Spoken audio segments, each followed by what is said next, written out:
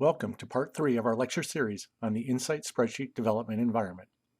In Part 1, we covered the basics of how spreadsheets work, mostly to solve mathematical problems using spreadsheet programming syntax.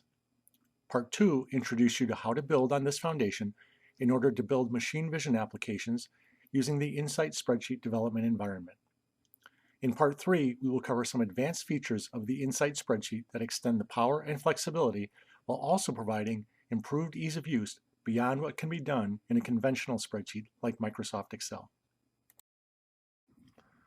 There are several advanced features of the Insight Spreadsheet that make it a truly unique and powerful development environment for building machine vision applications. These features also make it easier to develop, test, maintain, and deploy applications to the factory floor. The first advanced capability is called cell stating. In Lesson 1, we learned Microsoft Excel provides a setting to turn off automatic cell updating. Cell stating in the Insight Spreadsheet is something you can do on each individual cell versus it being a global setting as in Excel. This turns out to be a really convenient way to control program execution using simple Boolean logic. Another feature is called events. We know that spreadsheets require an event to update, and the Insight Spreadsheet provides you with ways to actuate an event, such as through an external stimulus, like a discrete input to acquire an image. But events can also be invoked through a graphical control or through program logic. The combination of cell stating and events gives us the power to, in effect, create subroutines or even state machines in the spreadsheet. Think of this as code that only runs when we want it to run, instead of relying on a single master dependency tree. The next feature is something we call graphics tools. In Part 2 of our lecture series, we saw one example of a control, the EditInt control used to make it easy to change a pass-fail range limit. More generically, controls are graphical widgets that can be embedded directly into a cell. Some of these controls enable easier editing of parameters by moving the parameter setting for a function out of the property sheet and directly into the spreadsheet. Some controls can act as variables to external programs, allowing another computer to write data into the spreadsheet. The last set enable embellishing the image to contain additional information that can aid both the application developer and plant floor user in visualizing and interpreting data. Microsoft Excel also supports the idea of adding controls, but they are not something you insert into a cell, but rather they float above the spreadsheet. And in order to make use of them, you need to write VBA code, which stands for Visual Basic for Applications. So essentially, you need to know how to program in Visual Basic. In the Insight Spreadsheet, controls behave just like other functions. They have property sheets to configure the input parameters and publish results back into the spreadsheet. Finally, there are other features called cell formatting and cell comments that can be used to help improve the look of the spreadsheet and to add documentation to complex areas of the program. Cell naming makes it simple to tag cells in the spreadsheet, making it easy to build a web-based HMI for plant floor operator interfaces, which we will cover briefly at the end of this lecture. Cell stating is a technique used to override the dependency tree, which prevents cells from updating when their input dependencies change. Here we're using a write image function to send images from the vision system to a remote computer.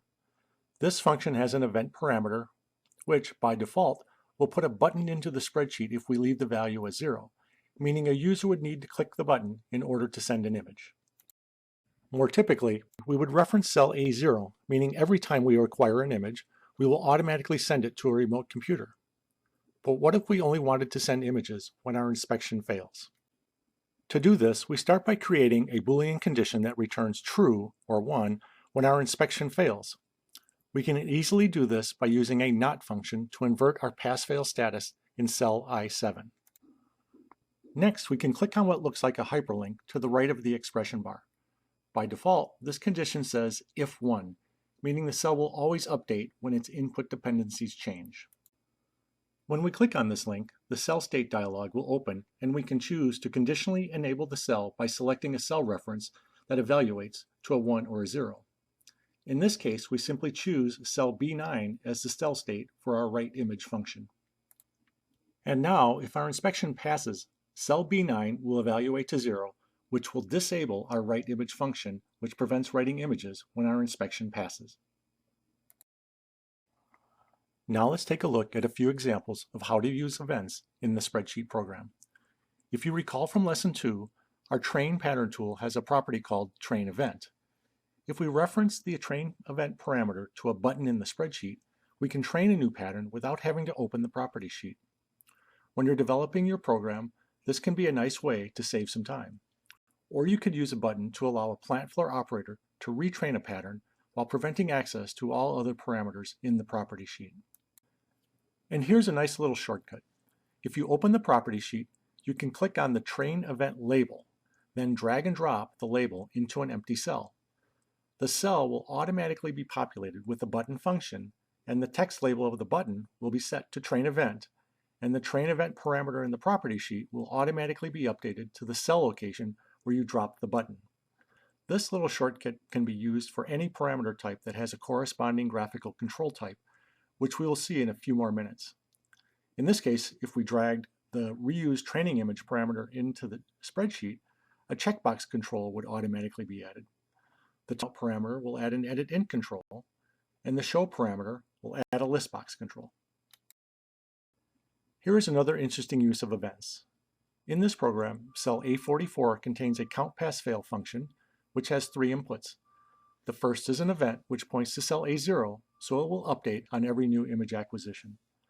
The second parameter is the value to count, which points to a Boolean result in the spreadsheet, in this case cell C25, which contains the pass-fail status of an OCR Max tool. The last parameter is called reset, and by default, this parameter will reference a button in the spreadsheet, shown here in cell F44, which when clicked will clear all of the counters back to 0. But what if we want to clear the counters from an external HMI? In this case, we can add an event function into the spreadsheet and choose from a range of event trigger types. In this case, we've chosen discrete input 0 as the stimulus that will cause an event in the spreadsheet. Now, when a PLC detects a button click on a third-party HMI, it can activate discrete input 0 to reset the counters. So at this point, we could just change the cell reference in the count pass fail function to point to cell A38 instead of F44. But if we change the reference, we will lose the convenience of being able to reset the counters from the spreadsheet, which is something we might want to be able to do as we're preparing and testing our application. We can solve this problem by using an OR function. In cell B38, we can OR the values from cells A38 and F44. This has the effect of creating a new event cell that will activate when the reset button in cell F44 is pressed or when a discrete input occurs as detected by cell A38. Then we simply set the cell reference for the reset event of the count pass fail function to cell B38. Perhaps one of the most useful features of the Insight spreadsheet environment is what we call graphics tools. Our first group of graphics tools are called controls, which can make it much easier to adjust parameters of our vision functions without having to open the property sheet. Think of controls as shortcuts. Controls also provide a vital link to how we build operator dashboards or a runtime user interface for our vision application. These controls can be used to provide a plant floor user with access to change some parameters without giving them the ability to actually edit the spreadsheet program. The second group are called displays, which are simply colorized status indicators that we can insert into the spreadsheet to make it easier to interpret the data. And the final group in the image category are called plot graphics, which gives us the ability to draw graphics like lines, circles, and even text over the image to help enhance the user experience. Here is an example of what different types of controls and displays look like in the spreadsheet. Edit controls have several uses, the first of which is to make it easier to interact with the spreadsheet graphically instead of through opening and closing property sheets or editing functions in the expression bar. Another useful feature of controls is that they serve as a conduit to the runtime interface. Controls can be linked to corresponding graphics controls hosted on a web page, which we will look at briefly a bit later. When the user interacts with controls on the web page, their action is automatically replicated in the spreadsheet. Controls are also active when the system is online, meaning they serve as a means to affect spreadsheet operation in real time. A button control is very useful because it can be used to fire an event which is a stimulus to update dependent cells. When a button is clicked, a value of 1 is returned to the spreadsheet, causing all dependent cells to update. When the button is unclicked, the value of the cell returns to 0, but note this change back to 0 is considered the end of the event, so dependent cells won't update a second time. We'll see a useful example of using buttons in a few minutes. A checkbox control is a convenient way to create a Boolean status, which can be used to enable and disable other cells through cell stating. In a few minutes, we'll take a more in-depth look at an advanced use of cell stating. Another use might be to provide the operator with an easy way to turn image plot graphics on and off in order to see the image better. And we've already seen examples of using editInt and editFloat controls as easy ways to change data used by other functions. EditString controls provide a means for text entry for, say, a match string in an OCR application. A listbox control makes it easy to select from a list of options. When you click on the control, a drop-down list will let you select one of the options. And it's easy to get the index value from the listbox control into the spreadsheet. Where might this be useful? We'll take a closer look at this in a minute as well. There's a long list of edit shape functions that appear as buttons in the spreadsheet, but unlike actual button controls, these controls don't generate events when they are pressed. They simply allow easy access to editing a region graphic. EditRegion controls make it very easy to adjust the ROI position of inspection tools without having to open the property sheet. Status and multi-status displays make it very easy to visualize pass-fail status results in the spreadsheet. Simply reference a cell to monitor. In the case of a status display, we can choose a label and a color for each of the 3 conditions when the value is positive, 0, or a negative number. Finally, color labels allow you to programmatically assign the foreground and background color of the cell based on conditions in the spreadsheet. Now, let's take a closer look at how some of these graphics controls can be actually used for something useful. An edit region control behaves like an inspection region, as we've seen previously for other vision tools, but it has the added benefit of providing overrides to some of the shape editing options. We can independently enable the ability to move, size, rotate, or bend a region into an annulus shape. And we can add a name for the button that will appear in the spreadsheet. Once you insert an edit region control, you can click on the button and you can directly proceed to editing the region graphic. This has another benefit where edit region controls are active while the system is running or online. Conversely, property sheets cannot be opened while the system is running. That means by using an edit region control, we can modify the position or size without having to stop production if we find one of our inspection regions needs to be modified. Here in cell A53, we have a Find PatMax pattern tool, and we want to set the region parameter to use the coordinates provided by the edit region control. There are 2 ways to do this. The first is in the case where an edit region control already exists. We simply click on the Find Region parameter, then click one of the cell reference icons in the toolbar. Next, select the getX function associated with the edit region control, then drag your mouse to the right all the way to the curve parameter, and then click Enter. Each of the individual parameters of the Find Region property will be updated with the selected cell references. As a shortcut, if an edit region control does not already exist, you can click on the Find Region label and drag and drop it into an open space in the spreadsheet, and an edit region control will automatically be created. Next, let's take a look at how to use a list box control for a label identification application. In our application, we have 10 train pattern tools to recognize 10 different types of ice cream labels. If our goal was to determine which label was in the image, we would also need 10 separate find pattern tools. But if our goal is to validate if a specific label is present, then there is no need to create 10 individual find pattern tools. Instead, we will use a single find pattern tool and a list box control to select which pattern we want to find. We start by creating labels that describe each of our ice cream types in column B. Here we have toffee, chocolate, vanilla, etc. up to espresso. Next, we configure the list box control to reference the labels using the syntax b:, B29. If we want to know the current selection of our list box, we can simply use another cell, in this case H20, and reference it to our list box control. This will give us the index of the selected label. Here, toffee is selected, which is index 0 in our list box, so cell H20 is also 0. Next, in column E, we can create Boolean expressions using if statements that return 1 when the selected label in the list box is equal to our pattern index in column A. Here, we use an absolute reference to cell H20 using the syntax $H $20 and compare it to our index in column A. Using an absolute reference makes it easy to copy cell E20 to cells E21 through E29 and keep the cell referencing to the right locations. These status functions are not totally necessary, but they make it easy to add status-like controls in column F, which provide a nice visual cue showing which pattern is selected. Next, we add a choose function in cell G23. A choose function is similar to a switch or case statement used in many traditional programming languages like C# or Java.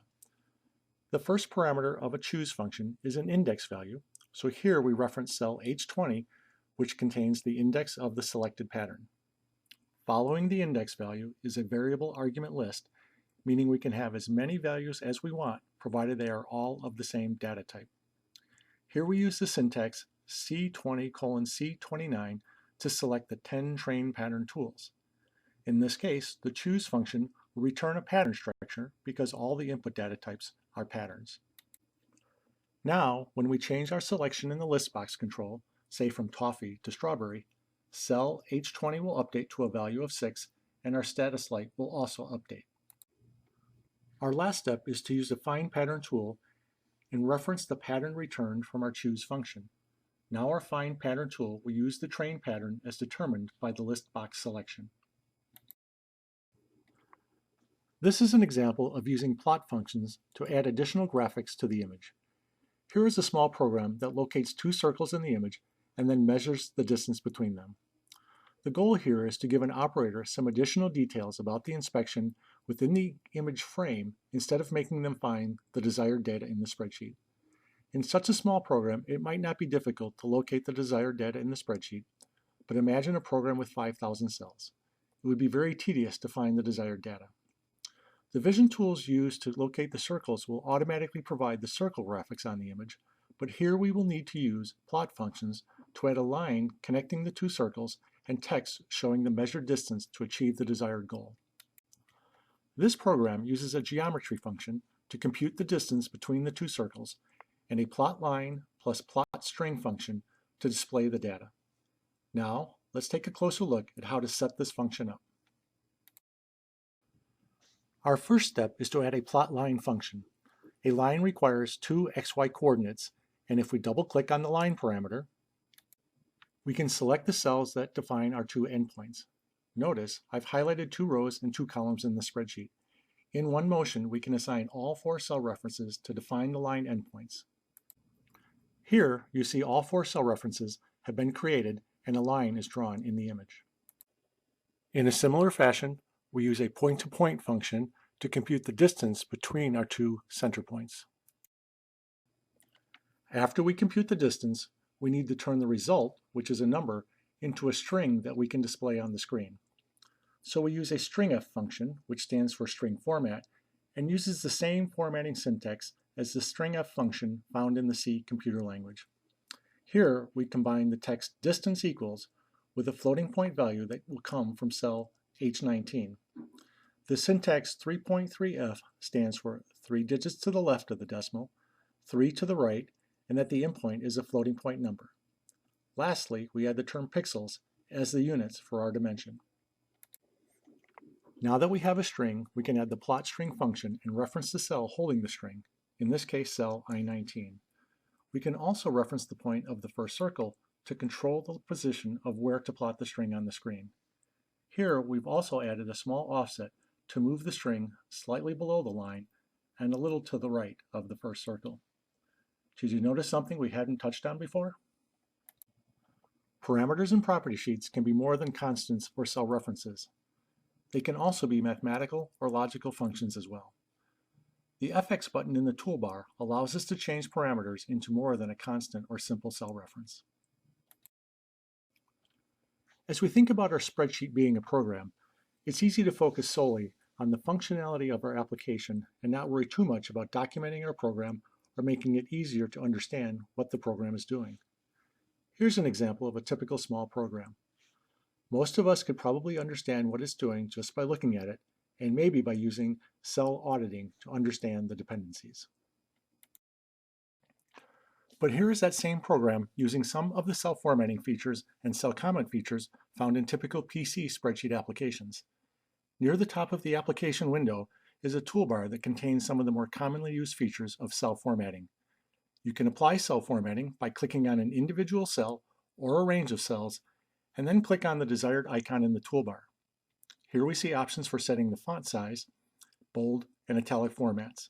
The next three icons are for the text alignment, followed by two icons used to specify the number of decimal places for numbers, and the last two icons allow us to set the cell background color and text color. In this job file, we've used bold text for many of the labels that describe the data below. When we click on the background color icon, a color palette appears. Yellow colored cells contain important results data for the application, and green denotes cells that are used for user input. Another very useful feature for documenting our program is the cell comment function. To insert a comment, you can either right-click on a cell or choose the comment option from the Insert menu. Comments allow you to add details about a cell's function, which can be useful when there might be something complex in the programming logic. Cells that contain comments appear with small red triangles in the upper right corner of the cell. To view a comment, simply move the mouse pointer over the desired cell. The final feature we will cover about the Insight spreadsheet is called cell naming. Cell naming allows you to provide a symbolic name for a cell instead of just using the conventional col row address. To name a cell, click on the cell, then move to the field next to the expression bar. Simply type in a name, noting that names must start with a letter and cannot have any spaces. Nor can you name a cell using standard cell naming convention, meaning you can't give cell C2 the name D5. Cell naming serves two useful purposes.